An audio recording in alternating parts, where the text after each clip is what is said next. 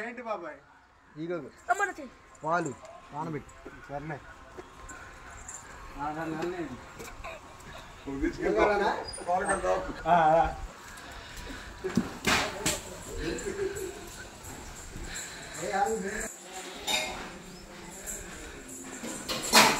అరే తెమ్మరోడా అది పాలు కాదురా కళ్ళు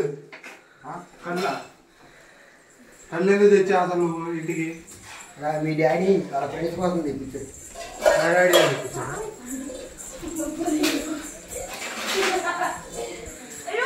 నాలుగు చూపిస్తా ఇదిలో ఇగో ఎరబెట్టావు నాలుగు